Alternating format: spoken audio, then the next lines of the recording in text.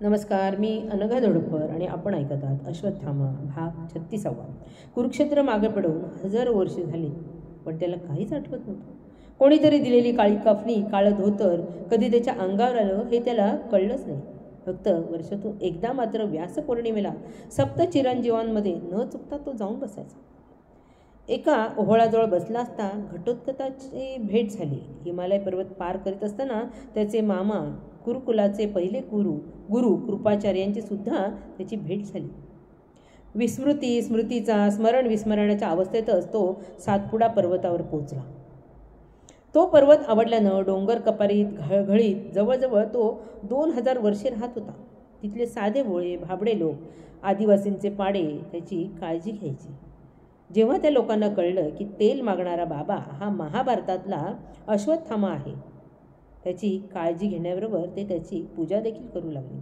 अश्वत्थामा नावाचा अपभ्रंश होऊन तो राहत असलेला सातपुडा पर्वताचं नाव अस्तंबा पडलं. एवढं नक्की की तिथल्या आदिवासींची बरकत होऊन शेकडो पिढ्या हजारो वर्षापासून अश्वत्थाम्यावर पूर्ण श्रद्धा आणि विश्वास ठेवून निर्भयपणे जगत होत्या. संभ्रमावस्थेत कोहम, मी कोण आहे, ही आर्त हाक 5000 वर्षांनी का होईना त्र्यंबकेश्वराच्या कानी पोहोचली. ढगाला पाठवून पुत्र अश्वत्थाम्याला कोहमचं त्यांनी उत्तर दिलं. सर्व अनुभव व अनुभूती घेऊन शहाणा झालेला अश्वत्थामा अस्तंबाला पोहोचला.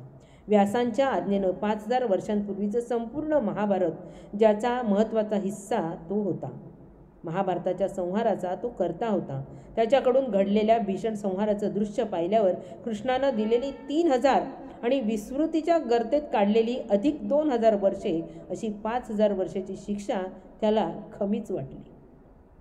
बऱ्याच महिन्यांनी पावरी भिल्ल आदिवासींकडून तेल आणि नैवेद्य ग्रहण करून केदारेश्वराची पूजा करून अस्तंबा पर्वतावरील त्याच्या घळीत तो पोहोचला.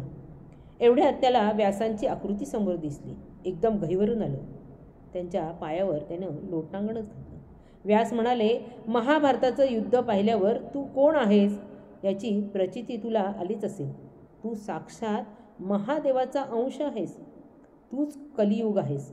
या कलियुगाचा म्हणजे पर्यायाने तुझा उद्धार तुलाच करायचा आहे याची आठवण आणि माझ्या बाबतीत एक गूढ रहस्य सांगायला मी इथे आलो आहे.